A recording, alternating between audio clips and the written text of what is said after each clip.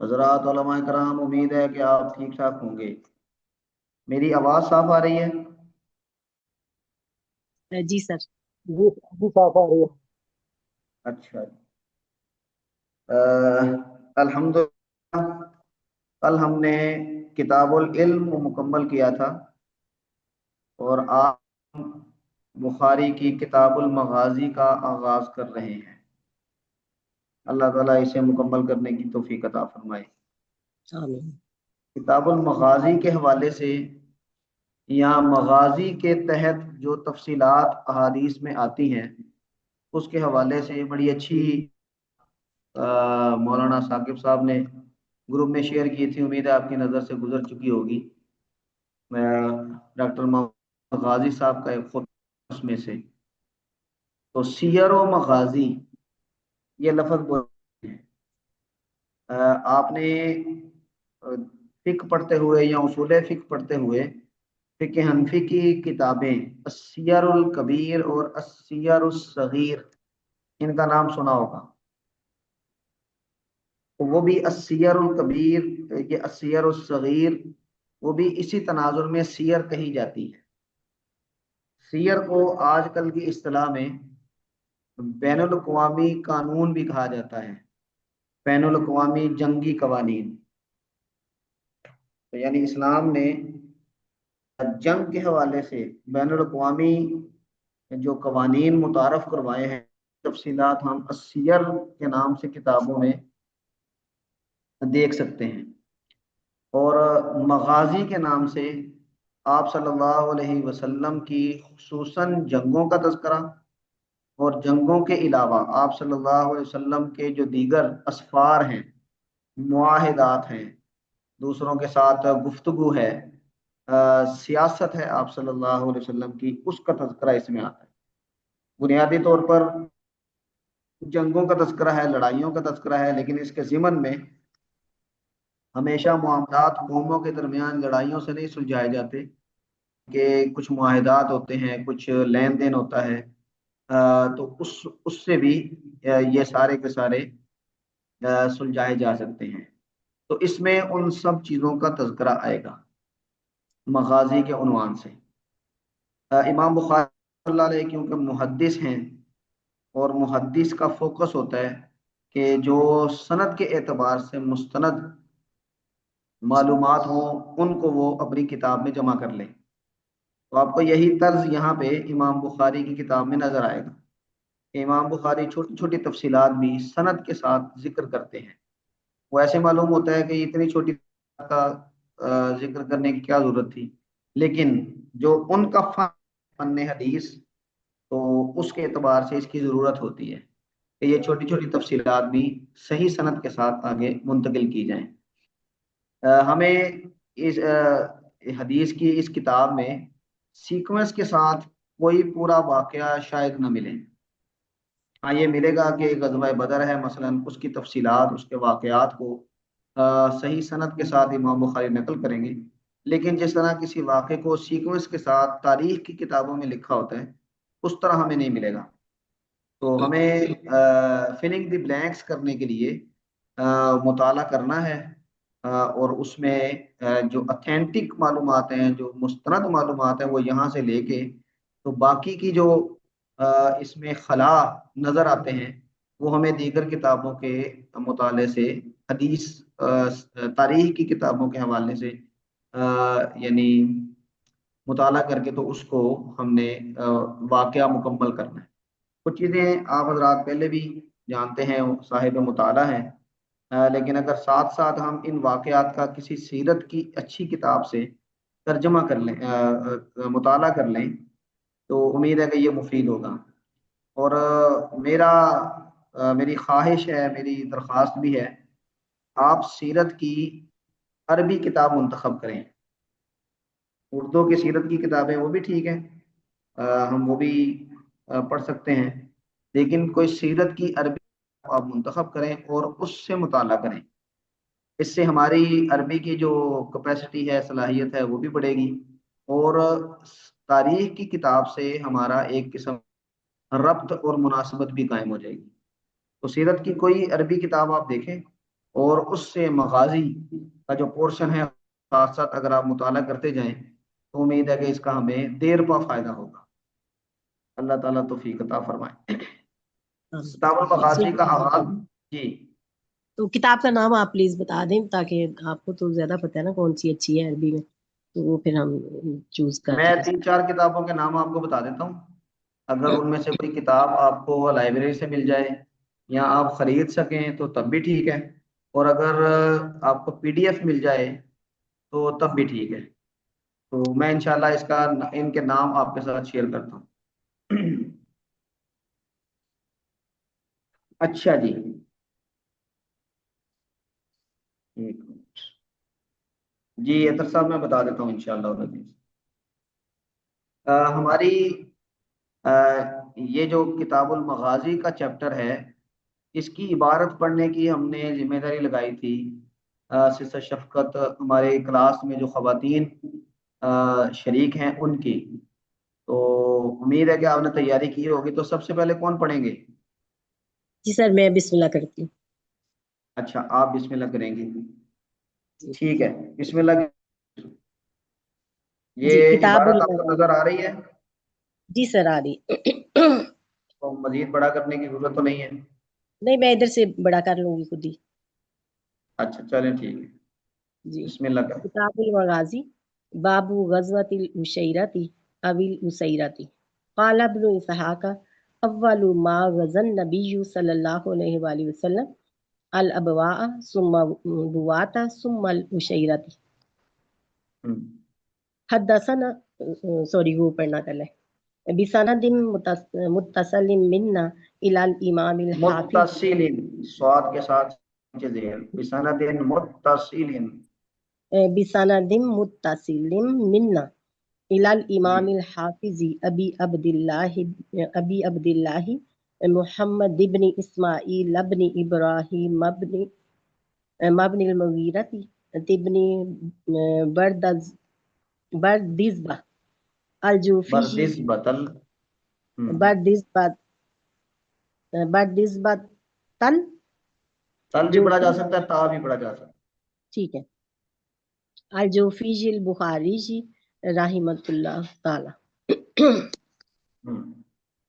قال حدثنا عبد الله بن محمد حدثنا وهب حدثنا شعبة عن أبي إسحاق كنت إلى جنب زيد بن أرقم فقيل له كم غزا النبي صلى الله عليه وآله وسلم من غزوة؟ قال 19، قال كم غزوت أنت معه؟ قال 17۔ قلت فأيهم كانت أول؟ قال العشير أبي الأسيرات،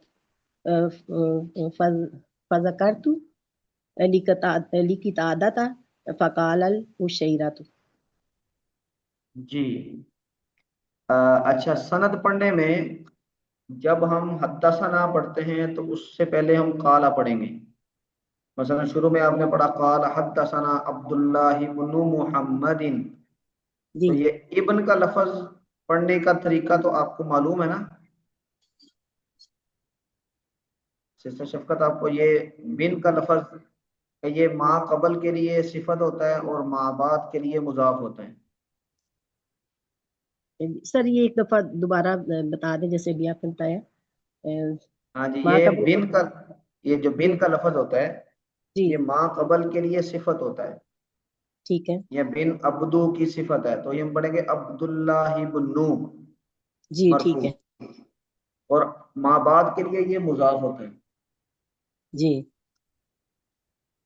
ٹھیک تو ہے، یہ پڑھیں گے عبداللہ بن محمدن، جی محمد مضاف الیہ ہونے کی وجہ سے مجرور ہوگا، جی اور ٹھیک پھر ہے۔ جب دوبارہ حدثنا یا اخبرنا آئے گا تو پھر قالا پڑھیں گے، قال حدثنا وہب۔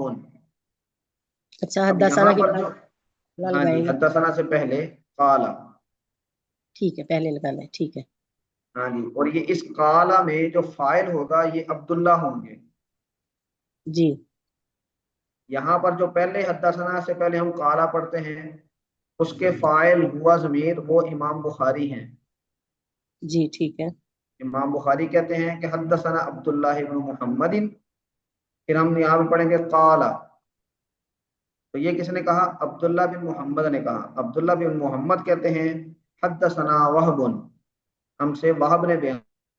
پھر یہ حدثنا آ گیا تو یہاں پہ ہم قالا پڑھیں گے، قال حدثنا، تو یہاں پر قالا کا فاعل ہوں گے وہب، کہ وہب کہتے ہیں کہ ہم سے شعبہ نے بیان کیا. تو جی ٹھیک ہے. اخبرنا یا حدثنا جب آئے گا تو اس سے پہلے آپ نے قالا پڑھنا ہے. جی ٹھیک ہے. ایک دفعہ دوبارہ پڑھیں آپ شروع سے. قال حدثنا عبداللہ ابن محمد قال حدثنا وهب قال حدثنا شعبۃ عن ابی اسحاق كنت جی الى جنب ابن ٹھیک ہے. ارقم. تو یہ سند آپ اس طرح پڑھیں گے، اس کی آپ نے پریکٹس کرنی ہے. اگر اس کے حوالے سے کوئی مزید بات پوچھنی ہو تو آپ مجھ سے پوچھ لیں، یا کلاس میں اگر کوئی شریک سے کسی سے پوچھنا چاہے تو ان سے پوچھ لیں. سر یہ جو پہلے سند پڑھنی ہے وہ والی بسند؟ ہاں، یہ ہر حدیث کی سند ہے نا یہ والی. جی جی نہیں، وہ جو آپ نے سند کو متصل کرنا ہے وہ تو سیم ہے، جی ٹھیک سند ہے. متصل منا وہ سیم ہے. تو ایک جی دفعہ آپ اس کو ذرا اچھی طرح یاد کر لیں تو وہ جی ٹھیک. ہر جب بھی ہم سبق شروع کریں گے اس کے شروع میں آپ نے پڑھنا ہے، جی لیکن ہر ٹھیک ہے. حدیث کی سند کو آپ نے اس سیکوینس سے پڑھنا ہے جی انشاءاللہ. انشاءاللہ. اچھا جی، یہ پہلا چیپٹر ہے کتاب المغازی کا، اور غزوہ عشیرہ کے یا عشیرہ کے عنوان سے. اچھا، غزوہ عشیرہ یا عشیرہ، عشیرہ ایک جگہ ہے مکہ اور مدینہ کے درمیان میں. آپ صلی اللہ علیہ وسلم کو جب اطلاع ملی تھی ہجرت کے تقریباً 1.5 سال کے بعد، ایک مشرکین مکہ ایک بہت بڑا تجارتی قافلہ تیار کر کے تو وہ شام کی طرف بھیج رہے ہیں، اور انہوں نے اس تجارتی قافلے میں یہ طے کیا ہے کہ ہم جو پروفٹ آئے گی ہم اس سے اسلحہ خریدیں گے اور مسلمانوں کے خلاف معاملہ کریں گے اور ان کے ساتھ لڑائی کا. آپ صلی اللہ علیہ وسلم کو جب اس کی اطلاع ملی تو آپ صلی اللہ علیہ وسلم نے اس لڑائی سے بچنے کے لیے اس قافلے کو روکنے کا منصوبہ بنایا کہ جب یہ قافلہ ہم روک لیں گے تو ان کے پاس اسلحہ خریدنے کا جو انہوں نے انتظام کرنا ہے وہ نہیں رہے گا، تو بہرحال پھر لڑائی رکے گی. اور جب دشمن آپ کے ساتھ جنگ کے لیے آمادہ ہو جائے تو پھر آپ کو اس طرح کے اقدامات کرنے ہوتے ہیں. تو آپ صلی اللہ علیہ وسلم اس قافلے کو پکڑنے کے لیے مدینہ منورہ سے نکلے. اس وقت آپ کے ساتھ 150 یا 200 لوگ تھے، لیکن جب آپ اس مشاعرہ کی جگہ پر پہنچے تو معلوم ہوا کہ وہ قافلہ بہت آگے چلا گیا ہے اور اب ہم ان کو نہیں پکڑ سکتے. تو آپ صلی اللہ علیہ وسلم نے وہاں پر کچھ دن قیام کیا، اور ایک قبیلہ تھا بنی مدلج، ان سے ایک معاہدہ کیا، اور پھر آپ صلی اللہ علیہ وسلم واپس مدینہ منورہ تشریف لے آئے. اب یہ جو مدینہ سے نکل کے وہاں جانا اس قافلے کے لیے اور عشیرہ کی جگہ پر پہنچ کر آپ کا کچھ دیر قیام کرنا اور پھر واپس آ جانا، اس کو غزوہ عشیرہ کہتے ہیں، اور اس کو غزوہ بدر کی تمہید بھی کہا جاتا ہے، کہ گویا کہ یہ مقدمہ تھا غزوہ بدر کا. تو اس کا ذکر غزوہ بدر سے پہلے آتا ہے. آپ صلی اللہ علیہ وسلم نے پھر جب وہ قافلہ واپس آ رہا تھا تو آپ نے دوبارہ صحابہ کرام کو جمع کیا اور اس قافلے کو وہاں پر پکڑنے کے لیے دوبارہ رخصت ہوئے مدینہ منورہ سے. لیکن وہ سارا واقعہ پھر بدر کا پیش آیا کہ ابو سفیان قافلے کے امیر تھے، ان کو یہ پتا چلا کہ اس طرح مسلمان راستے میں ہیں، تو اس نے 2 کام کیے. ایک تو راستہ تبدیل کیا، ساحل سمندر کی طرف سے وہ بائی پاس کرتے ہوئے اس راستے کو وہ مکہ مکرمہ پہنچ گئے. اور دوسرا انہوں نے مکہ مکرمہ میں پہلے پیش کی اطلاع بھیج دی کہ اس طرح مسلمان قافلے کو پکڑنے کے لیے پہنچے ہوئے ہیں، تو آپ لوگ اپنے قافلے کو بچاؤ. تو پھر اس قافلے کو بچانے کے لیے ابو جہل کی قیادت میں لشکر تقریباً 800 سے 1000 کے درمیان لشکر یہ مکہ مکرمہ سے نکلا، اور ان की मुसलमानों के साथ मुठ भीड़ हो गई। ये कोई प्लानिंग नहीं थी जंग की, लेकिन बहरहाल ये हुआ और फिर ये जंग बदर हुई। तो इसलिए ये अल उशैरा, गज़वतुल उशैरा को ये जंग बदर का मुकद्दिमा भी कहा जाता है, कि ये गोया के आगाज था जंग बदर का, जंग बदर का, तो उसका तज़किरा है। तो इब्ने इसहाक कहते हैं अव्वलु मा गज़न नबी सल्लल्लाहु अलैहि वसल्लम अल अबवा सुम्मा बुवाता सुम्मा अल उशैरा। अब यहाँ पर इमाम बुखारी रहमतुल्लाह अलैह इब्ने इसहाक का ये कौल नकल करके इस हदीस में जो जैद बिन अरकम बयान कर रहे हैं कि सबसे पहला जो गजवा है वो उशैर या उसैरा है, वो उसको बयान कर रहे हैं कि नहीं, ये उशैरा या उसैरा ये पहला गजवा नहीं था। इससे पहले भी आप सल्लल्लाहु अलैहि वसल्लम ने सफर किए थे और उनमें अबवा और बुआत वगैरह ये उशैरा से पहले हैं, गोया कि ये अव्वलु गजवा नहीं है। तो वो इस हवाले से वजाहत कर रहे हैं। तो अबू इसहाक ये फरमा रहे हैं कि कुन्तु इला जंबी ज़ैद इब्न अरकम, मैं जैद बिन अरकम के पहलू में था। फ़क़ील लहू, उनसे पूछा गया, कहा गया, कम गज़न नबी सल्लल्लाहु अलैहि वसल्लम मिन ग़ज़वतिन, नबी करीम सल्लल्लाहु अलैहि वसल्लम ने कितने गज़वात यानी लड़े, आप सल्लल्लाहु अलैहि वसल्लम ने कितने कितने गज़वात में शिरकत की। तो उन्होंने कहा कि 19 था, 19। तो आम तौर पे हम जब गज़वात की तादाद का तज़किरा करते हैं तो वो 27 कहते हैं कि आप सल्लल्लाहु अलैहि वसल्लम ने 27 गज़वात में शिरकत की। तो ये मुख्तलिफ तादाद आती है में, 19 भी आती है, 21 भी आती है, 24 भी आती है और मैक्सिमम 27 आती है। तो इसलिए जब हम गज़वात का तज़किरा करते हैं, जो मैक्सिमम तादाद आती है उसका तज़किरा कर देते हैं कि आप सल्लल्लाहु अलैहि वसल्लम ने 27 गज़वात में बनफ़्स नफीस खुद शिरकत फरमाई। तो लेकिन जैद बिन अरकम का ख्याल ये था कि आपने 19 गज़वात में शिरकत की। तो अबू शाह कहते हैं मैंने जैद बिन अरकम से ये पूछा, कम गज़ौता अंत माहू, मैंने पूछा, यहाँ जो सवाल पूछने वाला था उसने पूछा कि आप सल्लल्लाहु अलैहि वसल्लम के साथ कितने गज़वात में शिरकत की। तो वो फरमाया कि 17 था, मैंने 17 गज़वात में शिरकत की।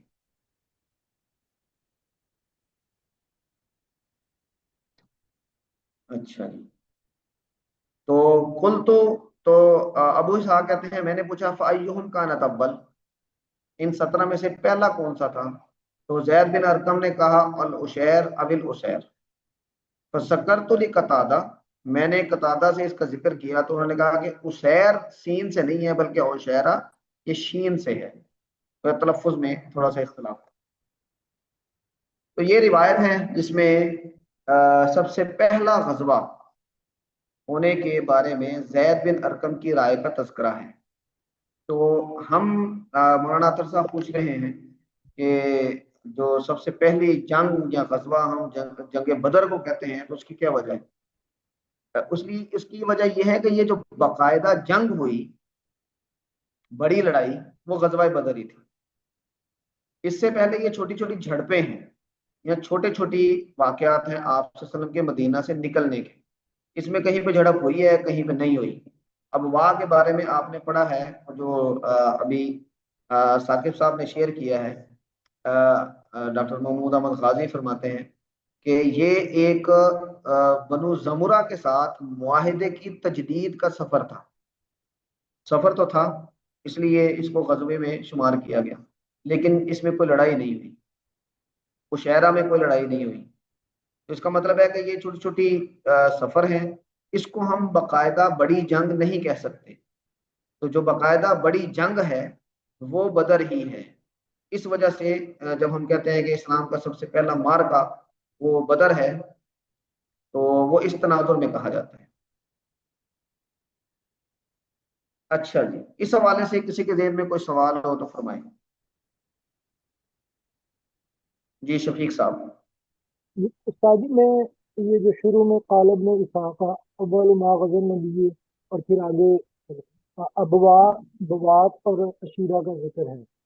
तो तरतीब में तो अशीरा का नंबर तीसरा नजर आता है। तो अबू जी इसहाक जी भी फिर कतादा से जिक्र कर रहे हैं, तो उन्होंने सिर्फ इसकी इस्लाह की है, तलफ़ुज़ की, और जी जी।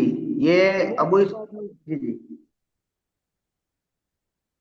आपकी आवाज कम आ रही है शफीक जी साहब। सर, मैं ये पूछ रहा हूँ कि मतलब यहाँ पे अबू इसहाक ने पूछा तो फिर आगे से मतलब उसकी तरतीब का नहीं जिक्र आया कि तरतीब फर्क है, पहला गजवा ये नहीं, बल्कि सिर्फ उसके तलफ़ुज़ का जिक्र आया। जी जी। अब वो असल में देखे ना, अबू इसहाक जब जैद बिन अरकम से पूछ रहे हैं कि कौन सा पहला था, तो उन्होंने जवाब दिया था उसैरा का। तो यहाँ पे अबू इसहाक सिर्फ और सिर्फ तलफ्फुज का फर्क बता रहे हैं, वो पहला दूसरा तीसरा होने का नहीं बता रहे हैं। गोया कि उनके नजदीक भी जैद बिन अरकम वाली राय के मुताबिक उशैरा ये पहला गजवा था। लेकिन इससे पहले भी अब इब्ने इसहाक की रिवायत के मुताबिक कुछ सफर हुए थे आप सल्लल्लाहु अलैहि वसल्लम के।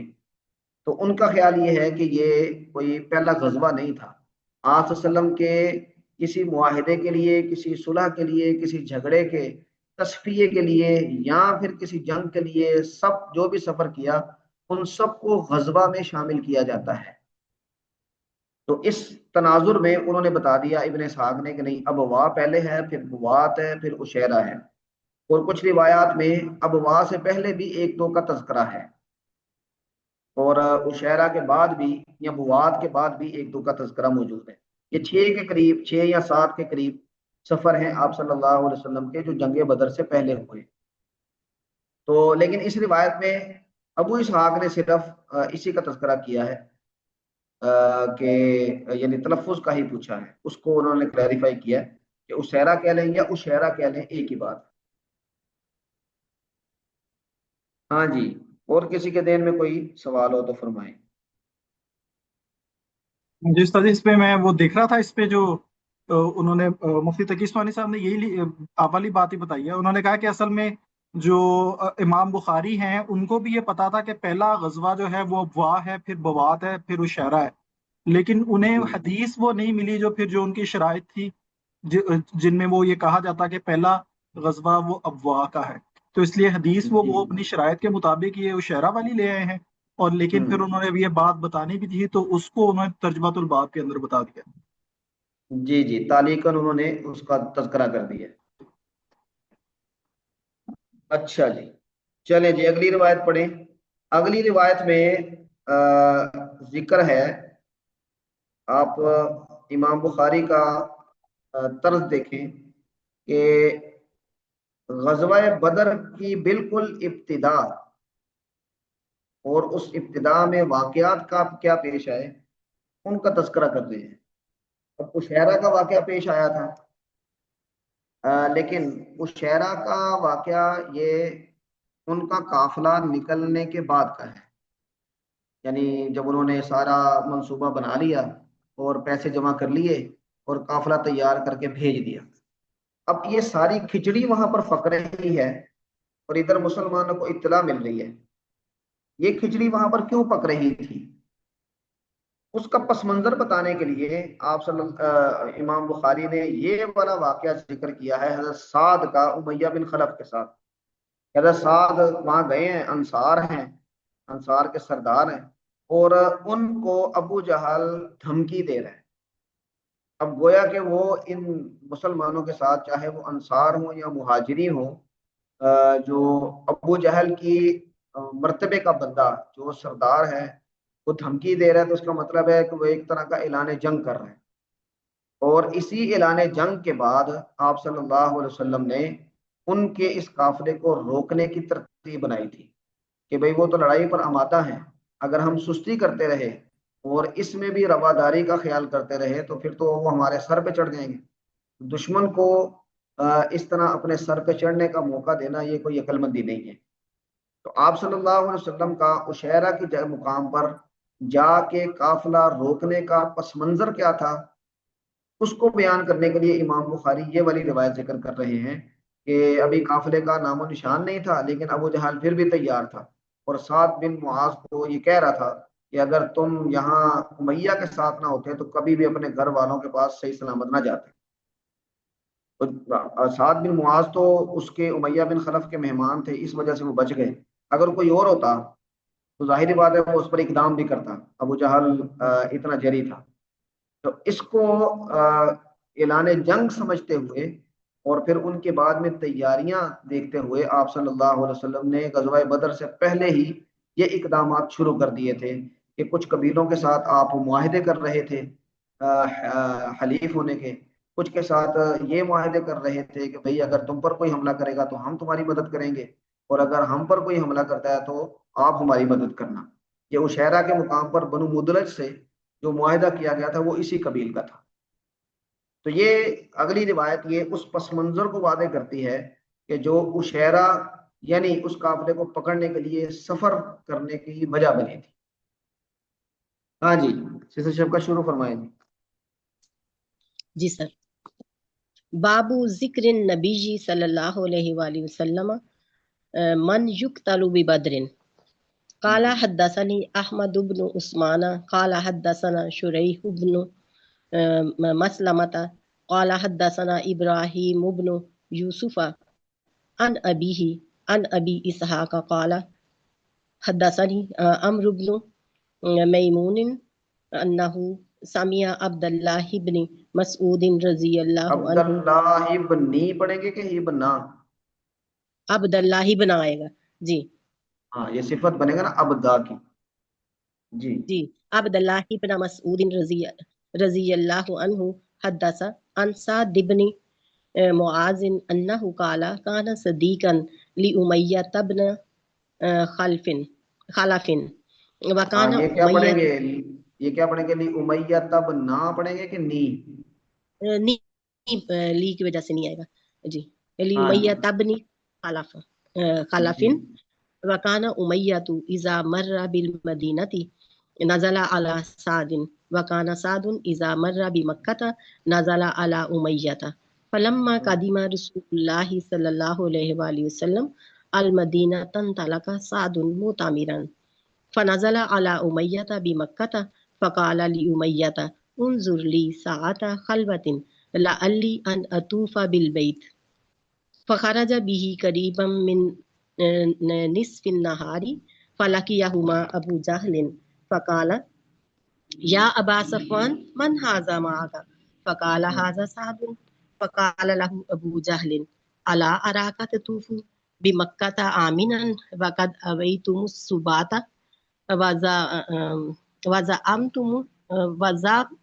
وزعمتم انکم تنصرونہم وتعینونہم اما واللہ لولا انک مع ابی صفوان ما رجعت الى اہلک سالما فقال له سعد ورفع صوته علیہ اما واللہ لئن منعتنی ھذا لأمنعنک ما هو اشد علیک منہ طریقک علی المدینہ فقال له امیۃ لا ترفع صوتک یا سعد علی ابی الحکم سید اہل الوادی فقال سعد دعنا عنک یا امیۃ فواللہ لقد سمعت رسول اللہ صلی اللہ علیہ وآلہ وسلم یقول انہم قاتلوک قال بمکہ قال لا ادری ففزع لذلك امیۃ فزعا شدیدا فلما رجع امیۃ الى اہلہ قال یا ام صفوان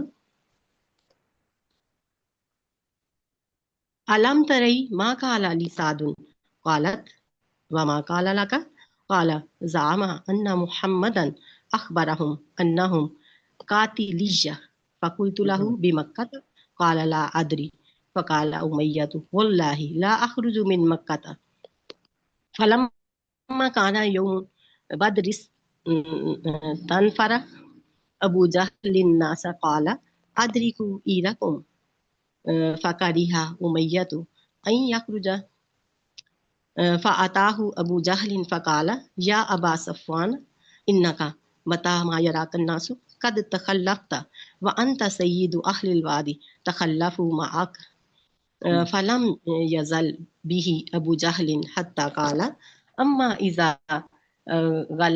गलबतनी फवल्लाहि ला अश्तरियन्ना अजवद बईरिन बिमक्कता सुम्मा काला उमय्यतु या उम्मा सफवाना जहिज़ीनी फ़कालत लहू या अबा सफवाना वक़द नसीता मा काला लका अखूकल यस्रिबिय्यु काला ला मा उरीदु अन अजूज़ा मअहुम इल्ला करीबन फलम्मा खरज उमय्यतु अखज़ ला यत्रुकु मंजिलन इल्ला अकला बईरहु फलम यजल बिज़ालिका हत्ता क़तलहुल्लाहु अज़्ज़ा व जल्ला बिबद्रिन। जज़ाकल्लाहु खैरन, माशाअल्लाह, बहुत अच्छा पढ़ा। अच्छा जी। मेरे 4-5 दफा प्रैक्टिस की थी। माशाअल्लाह माशाअल्लाह, अच्छा है, अल्लाह ताला आपको जज़ाए खैर दे। अच्छा जी, ये अबू इसहाक की रिवायत है और अमर बिन मैमून अब्दुल्ला बिन मसूद रजी अल्लाह ताला अन्हु से सुन के रिवायत कर रहे हैं। और अब्दुल्ला बिन मसूद ने सुना था ये साद बिन मुआज रजी अल्लाह ताला अन्हु से, और वो कह रहे हैं कि साद बिन मुआज ये उमैया बिन खलफ काना सदीकन लि उमैया तब्न खलफ, ये उमैया बिन खलफ वही है जो हज़रत बिलाल का आका था और जिसके बारे में मारूफ है कि वो हज़रत बिलाल पर बहुत जुल्म किया करता था, और इस जुल्म से बचाने के लिए हज़रत अबू बकर सिद्दीक रजी अल्लाह ताला अन्हु ने हज़रत बिलाल को इससे खरीद के आज़ाद किया था। तो इसने मुंह मांगी कीमत ली थी उस वक़्त हज़रत बिलाल की। फिर आगे आप रिवायत पढ़ेंगे जंग बदर में फिर हज़रत बिलाल रजी अल्लाह ताला अन्हु के हाथों से ही ये जहन्नुम वासिल हुआ। तो उमैया बिन खलफ सरदार आदमी था। हज़रत साद बिन मुआज भी मदीना मुनव्वरा में अंसार के सरदार थे, तो ये दोनों आपस में दोस्त थे। मकाना उमैया तो इज़ा मर्रा बिल मदीना, उमैया जब मदीना से गुजरता तो हज़रत साद के पास मेहमान बनता। नज़ला अला सादिन, ये नज़ला नज़ील मेहमान को कहते हैं, तो यहाँ पर हम इसका तर्जुमा करेंगे कि वो हज़रत साद के यहाँ मेहमान बनता। और वकाना साद इज़ा मर्रा बि मक्का, और जब हज़रत साद मक्का के करीब से गुजरते या मक्का जाते, नज़ला अला उमैया, तो वो उमैया के मेहमान बनते। जब आप सल्लल्लाहु अलैहि वसल्लम मदीना तशरीफ ले आए तो साद फिर मोतमिरन इन तलका सादुन मोतमिरन, तो साद उम्रा करने के लिए ये मक्का मुकरमा गए और फिर उमैया के पास ठहरे। फनज़ला अला उमैया भी मक्का, और एक दिन उन्होंने उमैया को कहा कि मेरे लिए कोई ऐसा वक्त देखो कि सात खलवतिन, वो फुर्सत का कोई लम्हा, कोई वक्त देखो ताकि मैं बैतुल्लाह का तवाफ करूं। तो वो दोपहर के करीब वो निकले, यानी उनको साथ लेके गया। फखरज बिही, उनको साथ लेके गया उमैया निस्फुन नहार के करीब। तो अब ये दोनों की अबू जहल से मुलाकात हुई। अबू जहल सरदार आदमी था और सरदारों की आदत होती है कि नए बंदे को देखें तो फिर वो छान पटक भी करते हैं, जानबीन भी करते हैं। उसने कहा या अबा सफवान मन हादा मअक, आपके साथ कौन है? कि ये साद हैं। अबू जहल ने कहा कि अला अरा का ततूफ मक्का था आमिनन, क्या मैं आपको नहीं देख रहा? हज़रत साद को मुखातब करके कहा कि तुम मक्का में बड़े अमन से तवाफ कर रहे हो, और हाल ये है कि तुमने सुबात को ठिकाना दिया हुआ है। वक़द आवई तुम सुबात, ये साबी की जमा है सुबात। तो साबी किसे कहते हैं, किसी को मालूम है जी? साबी उस वक़्त किसे कहते थे? उस वक्त जो हाँ बेदीन लोग थे जिनका कोई दीन नहीं था। हाँ जी, कुरान करीम में वस्साबीना का लफ्ज़ आया ना, वो सितारा परस्त है। जी लेकिन मक्के के अंदर आप सल्लल्लाहु अलैहि वसल्लम की दावत पर मुसलमान होने वालों को भी ये लोग साबी कहते थे, और वो साबी बेदीन के माना में इस्तेमाल करते थे कि जिन्होंने अपने आबाओ अजदाद का दीन छोड़ दिया और एक नया दीन इख्तियार कर लिया। तो सुबात उसकी जमा है। تو ابو جہل نے کہا کہ تم لوگوں نے جو سابی لوگ ہیں جو یہاں سے دین چھوڑ کے بھاگے ہیں ان کو تم نے ٹھکانہ دیا ہوا ہے، اور تم یہ بھی سمجھتے ہو کہ تم ان کی مدد بھی کرو گے اور ان کی اعانت بھی کرو گے، تو گویا کہ ایک ٹھکانہ دینا تمہارا جرم ہے اور دوسرا پھر ان کی مدد کا عزم کرنا یہ بھی جرم ہے۔ اور پھر اس نے دھمکی دی، واللہ لولا انک مع ابی صفوان، اگر آپ ابی صفوان امیہ کے ساتھ نہ ہوتے تو تو آپ اپنے گھر والوں کی طرف سالمن صحیح سالم نہ جا سکتے۔ اب سعد بھی سردار تھے، انہوں نے پھر بلند آواز سے آواز بلند کی، انہوں نے کہا اما واللہ، اللہ کی قسم اگر تو نے مجھے یہاں سے روکا، لئن منعتنی ھذا لأمنعنک ما هو اشد علیک منہ، تو میں تجھ سے وہاں سے روکوں گا جو اس سے زیادہ تم پر شاق اور سخت گزرے گا۔ تو وہ کیا تھا؟ طریقہ علی المدینہ، مدینے کا جو آپ کا راستہ ہے یہ تجارتی راستہ تھا، شاہراہ تھی، اسی شاہراہ سے گزر کے لوگ شام کی طرف جاتے تھے۔ تو امیہ نے کہا، سعد کو کہا کہ بھئی یہ ہمارا سردار ہے، اس پر ایسے اونچی آواز سے بات نہ کرو۔ تو حضرت سعد نے پھر کہا دعنا عنک یا امیہ، اس کو چھوڑ دو، اس بات کو چھوڑ دو امیہ، اور پھر آپ صلی اللہ علیہ وسلم کی ایک پیشین گوئی کا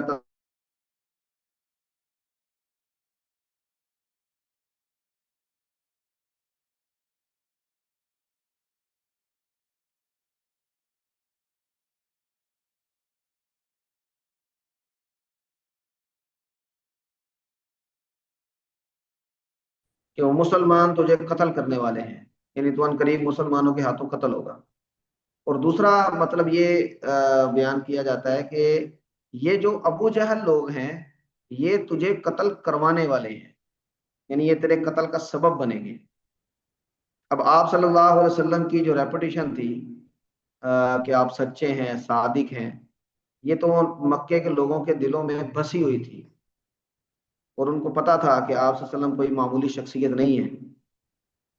تو اب امیہ نے بھی اسی تناظر میں کہا بھی مکہ، کیا یہ مجھے قتل مکہ میں کریں گے یا کروائیں گے؟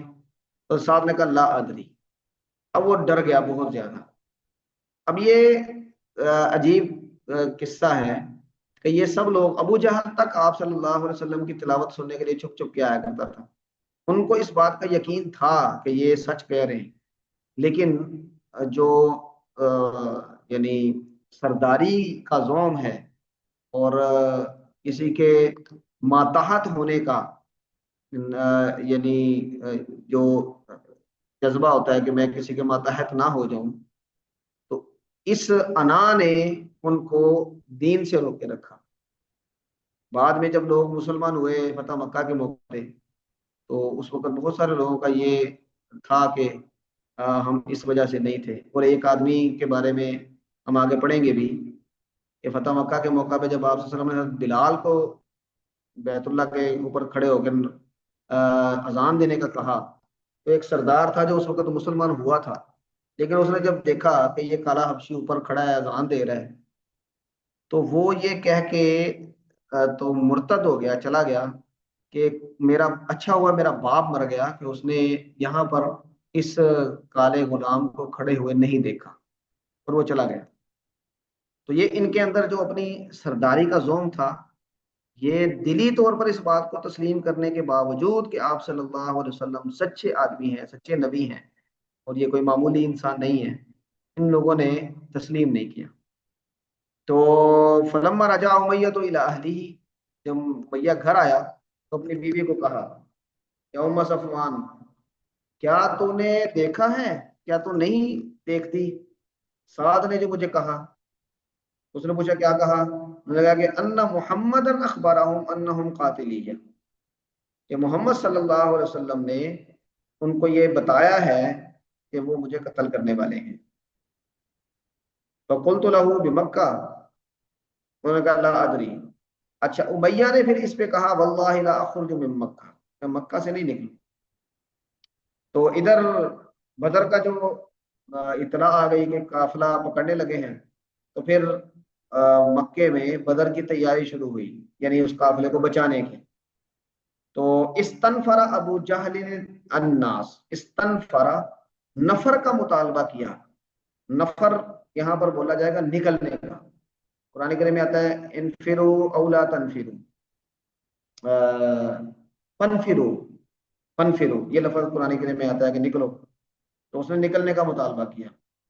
تو اور یہ کہا کہ ادرکو عیرکم، کہ اپنے قافلے کو جا کے بچاؤ۔ امیہ نہیں نکلنا چاہ رہا تھا تو ابو جہل پاس آیا، اس نے کہا انک متی ما یراک الناس، جب تجھے لوگ دیکھیں گے قد تخلفت، تو پیچھے بیٹھا ہے، وانت سید اہل الوادی، اور تو اس وادی والوں کا سردار ہے، تو خلفوا معک، تو وہ تیرے ساتھ پھر پیچھے ہی بیٹھے رہیں گے، ساتھ نہیں جائیں گے۔ ابو جہل یہ اصرار کرتا رہا، تو پھر امیہ نے کہا اذا غلبتنی، جب نے تو نے مجھ پر غلبہ پا لیا ہے، تو اس نے کہا لاشترین اجود بعیر بمکہ، میں سب سے بہترین اونٹ خریدوں گا جو مجھے مکہ واپس لے آئے۔ کیا مطلب ہے کہ اگر وہاں سے مجھے واپس آنا پڑا تو میں ایسا بہترین اونٹ خریدوں گا کہ مجھے پکڑ نہیں سکے گا، اور میں مکہ واپس آ کے تو بچ جاؤں گا۔ پھر اپنی بیوی کو جا کے کہا جہیزینی، تیاری کرو میری۔ تو ابو سفیان اس نے پوچھا کہ قد نسیت ما قال لك اخوك اليسربی، کہ آپ کے یسربی بھائی نے جو آپ کو کہا تھا آپ بھول گئے؟ اس نے کہا کہ نہیں میں بھولا نہیں ہوں، لیکن میں زیادہ دور تک نہیں جاؤں گا، قریب ہی رہوں گا، یعنی مکے سے باہر نہیں جاؤں گا۔ تو اب وہ نکلا، اور جب نکلا تو لا يترك منزلا الا عقل بعیرہ، وہ کسی جگہ سے کو ایسے نہیں چھوڑتا تھا کہ اپنا اونٹ اپنے قریب باندھ لے، تاکہ اگر بھاگنے کی ضرورت پڑے تو میں اس میں بیٹھوں اور بھاگ جاؤں۔ وہ ایسے ہی آگے بڑھتا بڑھتا بڑھتا آگے بڑھا تھا حتی قتلہ اللہ عز وجل ببدر۔ تو اس واقعے کے تذکرہ کرنے کا مقصد کیا ہے؟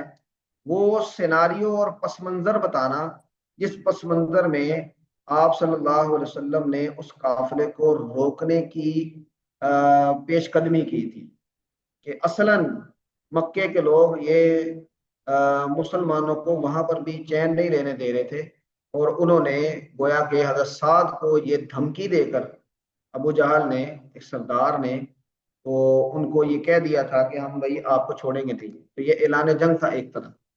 تو پھر آپ صلی اللہ علیہ وسلم نے بھی اقدامات کرنے تھے، اور ان اقدامات میں یہ ایک قدم بھی اٹھایا گیا کہ قافلے کو پکڑنے کی کا انتظام کیا۔ ہاں جی، اس حوالے سے کسی کے ذہن میں کوئی بات ہو تو فرمائیں۔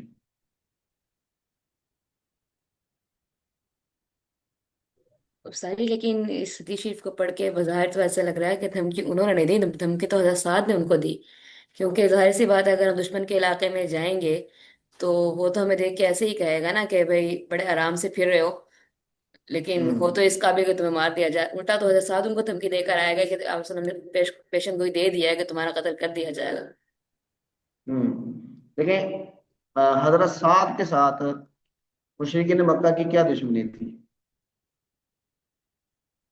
گئے تو مہاجرین تھے وہاں پہ، انہوں نے یہی کیا تھا نا کہ ان کو جو یہاں سے بھاگے تھے تو ان کو اپنے پاس، تو وہ تو نجاشی نے بھی کیا تھا، یہاں سے بھاگنے والوں کو نجاشی نے بھی پناہ دی تھی، اور یہ لوگ گئے تھے اور اس نے واپس نہیں کیا تھا، تو یہ لوگ ان کے در پہ تو نہیں ہوئے۔ حضرت سعد جو سردار آدمی ہیں اور مکے کے رہائشی ہیں، وہ یہاں سے نہیں گئے، مہاجر نہیں ہیں، ان کے ساتھ یہ سلوک یہ اصلاً گویا کہ ایک قسم کی دھمکی کی قبیل سے ہی تھا۔ ہاں پھر حضرت سعد نے پھر جواب دیا، وہ جو ہے کہ ایسے کو تیسا، انہوں نے پھر جواب دیا، اور اس جواب میں یہ ساری باتیں ہوئی۔ لیکن ابو جہل ان کو نہ یہ کہتا تو گویا کہ اس کی انٹینشن یہ ظاہر نہ ہوتی کہ وہ مسلمانوں پہ حملہ کریں گے، تو آپ صلی اللہ علیہ وسلم بھی اقدامات نہ کرتے۔ تو اس تناظر میں اس کو ہم کہہ رہے ہیں کہ یہ گویا کہ ایک قسم کا اعلان جنگ تھا۔ ایکسکیوز می سر، ہاں یہاں پہ جی، جو ہے اما واللہ، یہ 2 دفعہ اما واللہ ہے، تو یہ اما جو ہے یہ تنبیہ کرنے کے لیے ہے، خبردار کرنے کے لیے؟ ہاں جی، یہ متوجہ کرنے کے لیے الفاظ آتے ہیں نا، یہ اس میں ہے، جی یہ قسم اٹھاتے ہوئے عام طور پہ یہ لفظ ساتھ ملایا جاتا ہے، ذرا زیادہ ٹھیک زور پیدا کرنے کے لیے۔ ٹھیک۔ اور اس میں ایک جو ہے ابھی اور طرح سے بھی اب لوگ اس پورے واقعے کو کرتے ہیں انٹرپریٹ، وہ یہ جو آپ بتا رہے ہیں بالکل کلاسیکل یہی نیریٹو ہے، لیکن اب وہ یہ کہتے ہیں کہ اصل میں تو یہ رسول اللہ صلی اللہ علیہ وسلم کی دعوت ایک انقلاب کی دعوت تھی، تو فزیکل اقدام قریش کی طرف سے یا مکہ کی طرف سے کوئی نہیں ہوا، وہ رسول اللہ صلی اللہ علیہ وسلم کی طرف سے ہی ہوا ہے، اور وہ اس لیے ہے کہ وہ ظاہر ہے اپنے انقلاب کو ایکسٹینڈ کرنا چاہ رہے تھے، وہ یہ چاہ رہے تھے کہ مکہ کو فتح کیا جائے، اور چونکہ وہ اپنی دعوت کو صحیح سمجھتے تھے تو اس کے لیے وہ یہ سارے اقدام کر رہے تھے۔ تو یہ جو نیریٹو کلاسیکل نیریٹو بنا، یہ اس زمانے میں بنا جب یہ مستشرقین نے یہ کہنا شروع کیا کہ یہ تو سارا لوٹ مار کے لیے کیا گیا، تو پھر ہمارے جو علماء جیسے مولانا شبلی نعمانی وغیرہ نے اپنی سیرت کی کتابوں میں پہلی دفعہ یہ لکھی باتیں کہ یہ جو ہے نہیں قافلے کا تو کوئی مسئلہ ہی نہیں تھا، یا یہ کوئی مسئلہ نہیں تھا، وہ تو اصل میں ادھر سے دھمکیاں مل رہی تھیں اور یہ دفاعی جنگیں تھیں ساری۔ جبکہ وہ دوسرا نیریٹو یہ ہے کہ جیسے مولانا مودودی یا ڈاکٹر اسٹار صاحب، جو جتنے لوگ بھی کسی نہ کسی تحریک کو اصل میں تحریکی ذہن رکھتے ہیں، وہ سارے یہ کہتے ہیں کہ نہیں، یہ سارے جو تھے یہ اقدامی معاملات تھے، رسول اللہ کی اقدامات طرف سے ہی سب ہیں۔ کچھ ہوا ہے، دوسری طرف سے نہیں کچھ ہوا۔ تو یہ دونوں بحث چلتی رہتی ہے، بل یہ میں نے کہا یہ بھی سامنے آ جائے بات۔ ہاں جی بالکل ٹھیک ہے، جزاک اللہ، آپ نے صحیح نشاندہی کی ہے۔ علامہ شبلی کی کتاب میں سیرت النبی میں اقدامی جہاد پر تنقید کی گئی ہے، اور پھر جو سیرت النبی لکھی ہے انہوں نے کاندلوی، مولانا ذکریہ کاندلوی۔ کاندلوی کا نہیں ذکریہ کاندلوی مولانا نہیں، ادریس کاندلوی۔ ادریس کاندلوی جی مولانا ادریس کاندلوی رحمۃ اللہ علیہ نے، اس میں انہوں نے پھر اس پر تنقید کی ہے کہ یہ موقف علامہ شبلی کا ٹھیک نہیں ہے، کہ اقدامی جہاد کی جو انہوں نے نفی کی ہے کہ بھئی سارا جہاد دفاعی تھا، تو اس میں انہوں نے یہی موقف اپنایا ہے کہ آپ صلی اللہ علیہ وسلم نے اقدامی جہاد بھی کیا، اور آپ صلی اللہ علیہ وسلم نے جو اقدامات کیے وہ بھی انتہائی ضروری تھے۔ اب آپ دیکھیں، آپ اس کو بھی یعنی نفی تو کر سکتے ہیں، واقعات کیونکہ آپس میں ملے ہوئے ہیں، اوور لیپنگ ہوتی ہے، کہ ایک آدمی کو آپ اس کے ماننے والوں سمیت اس کے شہر سے، اس کے آباء و اجداد کے مسکن سے، اس کی زمین جائیداد وغیرہ سے یعنی شہر بدر کرتے، تو پھر وہ کچھ بھی نہیں کرے گا وہ کچھ تو کرے گا نا۔ تو اس تناظر میں بھی اسے دیکھا جا رہا ہے، اور اس تناظر میں بھی دیکھا جا رہا ہے تحریکی انداز میں کہ جب آپ کے پاس ایک مشن تھا تو وہ مشن تو آپ نے پورا کرنا تھا، اور اس مشن کے لیے مکہ مکرمہ میں صبر کی تلقین تھی، اور جب مدینہ منورہ میں جب آپ کے معاہدات ہو گئے، آپ نے لوگوں کے ساتھ یعنی حلیف ہونے کے معاہدے کر لیے، جنگی معاہدے کر لیے، تو پھر اللہ تبارک و تعالیٰ نے اجازت بھی دی، ٹھیک ہے پھر آپ ان سے ان 13 سال کا جو عرصہ آپ نے ان کے ساتھ گزارا ہے اور آپ کی دعوت کا انہوں نے کوئی جواب نہیں دیا، تو پھر آپ ان کے ساتھ ذرا دو ہاتھ کر لیں۔ تو بالکل اس تناظر میں اسے دیکھا جا سکتا ہے۔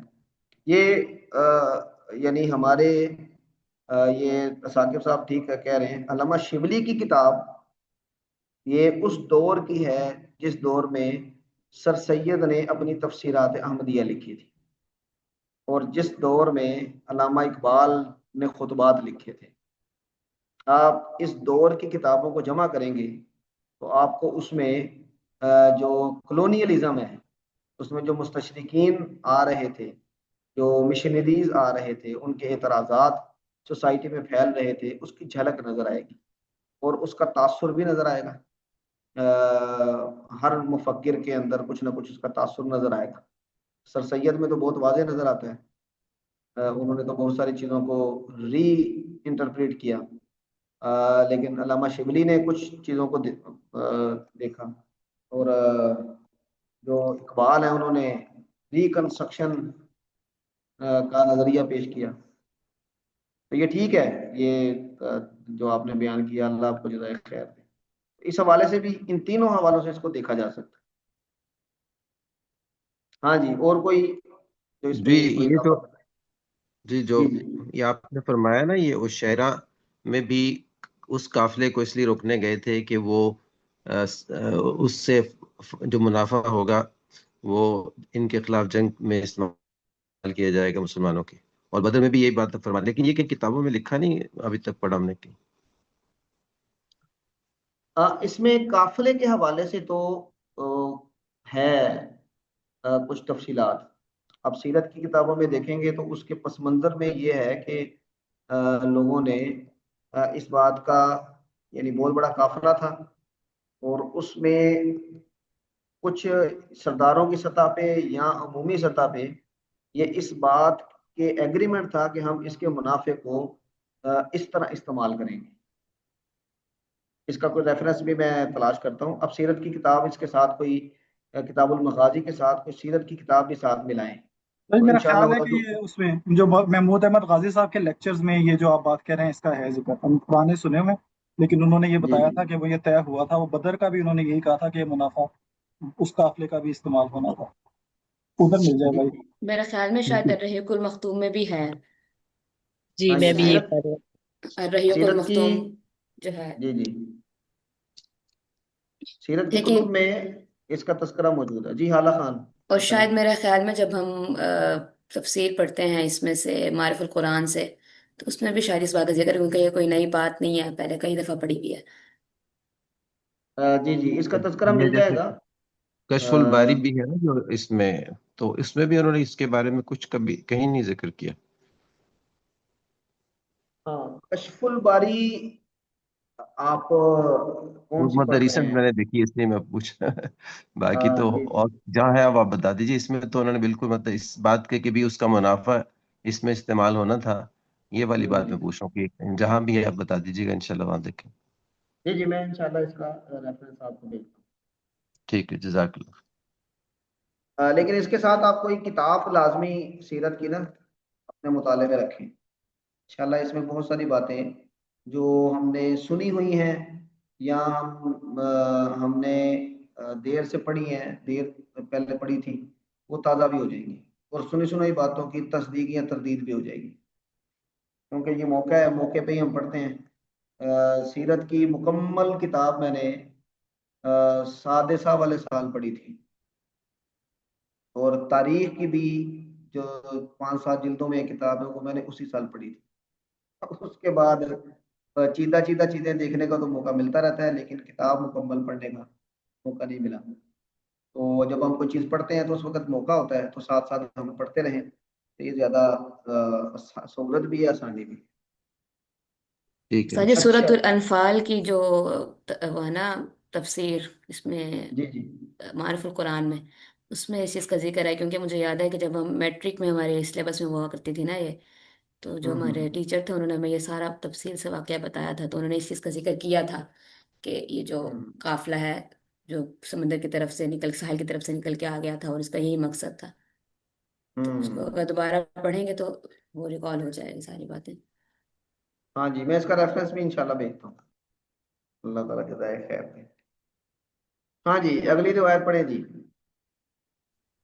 باب قصتی غزوتی بدر وقول اللہ تعالی اعوذ باللہ من الشیطان الرجیم بسم اللہ الرحمن الرحیم وَلَقَدْ نَصَرَكُمُ اللَّهُ بِبَدْرٍ وَأَنْتُمْ أَذِلَّةٌ فَاتَّقُوا اللَّهَ لَعَلَّكُمْ تَشْكُرُونَ إِذْ تَقُولُ لِلْمُؤْمِنِينَ أَلَنْ يَكْفِيَكُمْ أَنْ يُمِدَّكُمْ رَبُّكُمْ بِثَلَاثَةِ آلَافٍ مِّنَ الْمَلَائِكَةِ مُنْزَلِينَ بَلَىٰ إِن تَصْبِرُوا وَتَتَّقُوا وَيَأْتُوكُم مِّن فَوْرِهِمْ هَٰذَا يُمْدِدْكُمْ رَبُّكُم بِخَمْسَةِ آلَافٍ مِّنَ الْمَلَائِكَةِ مُسَوِّمِينَ وَمَا جَعَلَهُ اللَّهُ إِلَّا بُشْرَىٰ لَكُمْ وَلِتَطْمَئِنَّ قُلُوبُكُم بِهِ وَمَا النَّصْرُ إِلَّا مِنْ عِندِ اللَّهِ الْعَزِيزِ الْحَكِيمِ لِيَقْطَعَ طَرَفًا مِّنَ الَّذِينَ كَفَرُوا أَوْ يَكْبِتَهُمْ فَيَنقَلِبُوا خَائِبِينَ وقال وحشي قتل حمزة طؤيمة بن أدي بن الخيار يوم بدر وقول تعالى وإذ يعدكم الله إحدى الطائفتين अन्नहा लकुम قال حدثني يحيى بن بكير حدثنا الليث قال قال حدثنا جی قال حدثنا قال حدثنا الليث عن أكيل عن ابن شهاب عن عبد الرحمن بن عبد الله بن كعب أن عبد الله بن كعب قال سمعت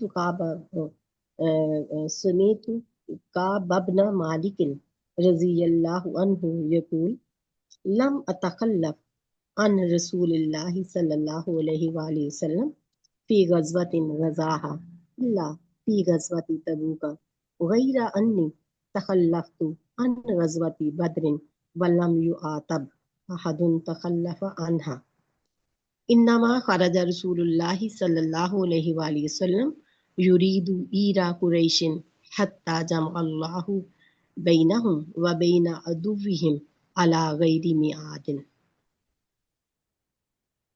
ہاں جی علی غیر میعاد آگے بھی پڑھو سر. یہ نہیں بس اتنا ہی کافی ہے، ٹائم بھی ہمارا ختم ہو رہا ہے. اب یہ امام بخاری غزوہ بدر کا قصے کی ابتدا کر لیں اور پھر مختلف واقعات کو آگے یعنی مرحلہ وار بیان کرتے جائیں گے.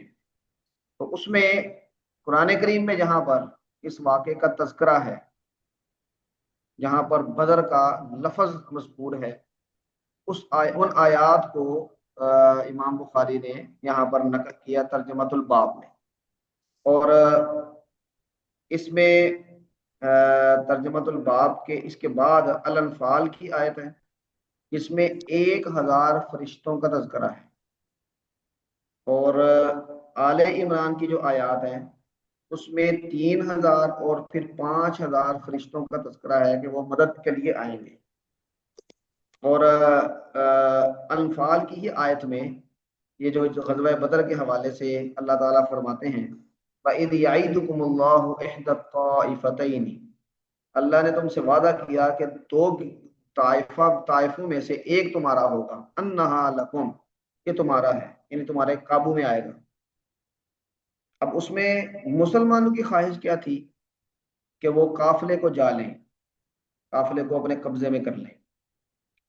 اس کی مختلف وجوہات ہیں، آپ صلی اللہ علیہ وسلم کا بھی یہی مطمع نظر تھا، لیکن اللہ تبارک و تعالیٰ نے قافلے کے بجائے لشکر کے ساتھ آپ کا ٹاکرا کروایا اور پھر اس میں یہ مدد شامل حال کی اور مسلمانوں کو فتح عطا فرمائی.